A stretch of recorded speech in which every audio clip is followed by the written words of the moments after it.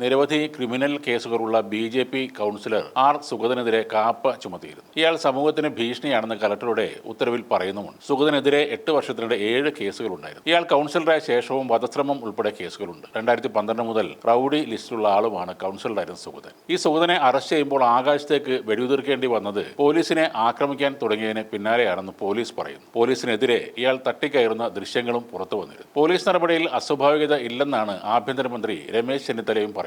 എന്നാൽ പോലീസിന് criminal mind എന്നാണ് തിരുവനന്തപുരം മേയർ VV രാജേഷ് കുറ്റപ്പെടുത്തുന്നത്. പോലീസ് മർദ്ദിച്ചതായി സുഗതന്റെ ഭാര്യയും ആരോപിക്കുന്നുണ്ട്. നിരവധി ക്രിമിനൽ കേസുകളിൽ ഉൾപ്പെട്ട ഒരാൾ ജനപ്രതിനിധിയായതും അയാളെ അറസ്റ്റ് ചെയ്യാൻ വരുമ്പോൾ വെടിവെപ്പ് ഉണ്ടാകുന്നതുമെല്ലാം നമ്മൾ സാധാരണയായി കാണുന്നതും കേൾക്കുന്നതും ഒക്കെ നോർത്ത് ഇന്ത്യയിലാണ്. ഇവിടെ വധശ്രമ കേസിൽ ജാമ്യം നിഷേധിക്കപ്പെട്ട് ഒളിവിലായിരുന്നു BJP കൗൺസിലർ സുഗതൻ. ഈ കൗൺസിലറെ പിടികൂടാൻ എത്തിയ പോലീസ് സംഘത്തെ BJP പ്രവർത്തകർ വളഞ്ഞതോടെ വട്ടിയൂർക്കാവ് SHO വിപിൻ ആകാശത്തേക്ക് വെടിവെച്ച് ആളുകളെ പിന്തിരിപ്പിച്ചാണ് ഇയാളെ അറസ്റ്റ് ചെയ്യുന്നത്. പോലീസ് ഉദ്യോഗസ്ഥൻ എന്തിന് തോക്കെടുത്ത് ആകാശത്തേക്ക് വെടിവെച്ചു എന്നതാണ് ഇപ്പോൾ ഉയരുന്ന പ്രധാന വിമർശനം. ആരാണ് അതിന് അധികാരം കൊടുത്തതെന്നാണ് BJP അണികൾ ചോദിക്കുന്നത്. യഥാർത്ഥത്തിൽ കേരള പോലീസ് തങ്ങൾക്ക് നൽകിയിട്ടുള്ള തോക്കുകൾ ഉപയോഗിക്കുന്നത് വളരെ ചുരുക്കം ചില സമയങ്ങളിൽ മാത്രമാണ്. വലിയ കലാപങ്ങൾ, കൊടും ക്രിമിനലുകളുടെ ആക്രമണം, മാവോയിസ്റ്റ് വേട്ട എന്നിവയ്ക്കൊക്കെയാണ് സാധാരണയായി റൈഫിളുകൾ ഉപയോഗിക്കുന്നത്. ഉന്നത ഉദ്യോഗസ്ഥർക്ക് നൽകിയിട്ടുള്ള റിവോൾവർ ഗണ്ണുകൾ സാധാരണ ഉപയോഗിക്കാറുമില്ല.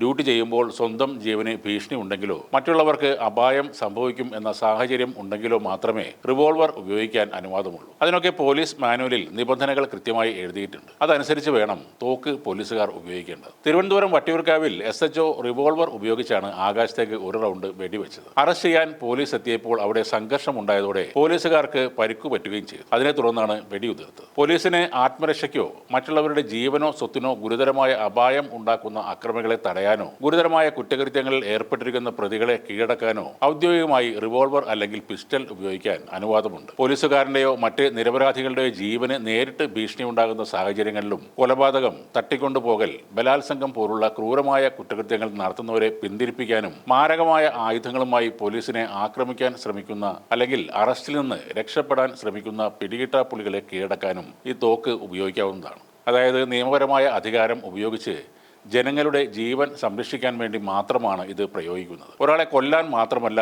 തോക്ക് ഉപയോഗിക്കുന്നത്. അക്രമങ്ങൾ ഒഴിവാക്കാനും പോലീസിന് തോക്ക് ഉപയോഗിക്കാവുന്നതാണ്.